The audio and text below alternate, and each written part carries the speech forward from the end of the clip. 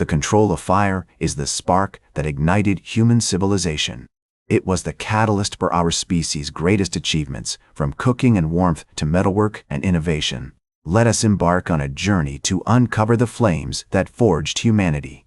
In the scorching savannas of East Africa, where the sun dips into the horizon and paints the sky with hues of crimson and gold, our story begins. The control of fire, a phenomenon that would revolutionize the course of human history, has its roots in the earliest stages of hominid evolution.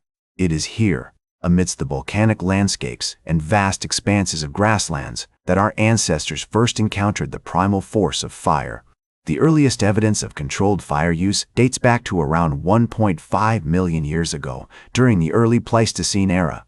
At sites such as Kubifora in Kenya and Olduvai Gorge in Tanzania, archaeologists have uncovered remnants of ancient hearths with charred bones and ash-filled pits, bearing testament to the deliberate use of fire by early humans. These primitive fires were likely sparked by natural occurrences, such as lightning strikes or volcanic eruptions, and then nurtured and controlled by our resourceful ancestors. One of the most significant discoveries in this region is the site of Swartkrans, located in South Africa's Gauteng province. Here, in the 1980s, archaeologist Bob Brain uncovered evidence of controlled fire use dating back to around 1 million years ago.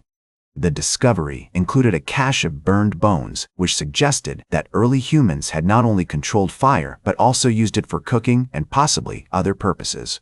It is believed that Homo erectus was one of the first human species to migrate out of Africa, spreading to parts of Asia and Europe. And with them, they carried the knowledge of fire control, adapting it to their new environments and using it to survive in a wide range of ecological niches. The earliest evidence of fire control outside of Africa comes from the site of Gesher Beno Yaakov in Israel, where archaeologists have found remnants of hearths dating back to around 790,000 years ago. These ancient fires were likely used for cooking, warmth, and possibly even social gatherings, marking the beginning of a long and complex relationship between humans and fire. The ability to harness fire allowed early humans to expand their diets, cook their food, and ward off predators, ultimately paving the way for the development of more complex social structures and technologies. This species is believed to have played a significant role in the dissemination of fire control techniques across various regions, including Europe, Asia, and Africa. The site of Beech's Pit in England, for instance, has yielded evidence of controlled fire use dating back to around 400,000 years ago, with archaeologists uncovering a collection of flint tools and charred wood fragments that suggest a sophisticated understanding of fire management. In Germany, the site of Schöningen has provided valuable insights into the lives of early humans during this period. The discovery of intricately carved wooden spears dating back to around 300,000 years ago has led researchers to believe that Homo heidelbergensis was not only adept at controlling fire, but also possessed a high degree of cognitive and technological sophistication. The presence of burned bones and charcoal at the site suggests that these early humans used fire for cooking and possibly other purposes, such as warmth or social gatherings. As we explore the European continent during this period, we come across the site of Kesem Cave in Israel, which has yielded a treasure trove of archaeological evidence related to fire control. The cave, dated to around 300,000 years ago, contains a series of hearths and burned stone tools that demonstrate a remarkable level of fire management expertise. The discovery of carved bones and personal ornamentation at the site also hints at a complex social structure, with fire potentially playing a central role in communal activities and cultural practices. The development of more sophisticated stone tools, such as the Levallois flake, also suggests that early humans were becoming increasingly adept at manipulating their environment and harnessing the power of fire. The site of Kalamakia Cave in Greece, for example, has yielded evidence of controlled fire use dating back to around 150,000 years ago, with archaeologists uncovering a series of hearths and burned bones that suggest a high degree of fire management expertise.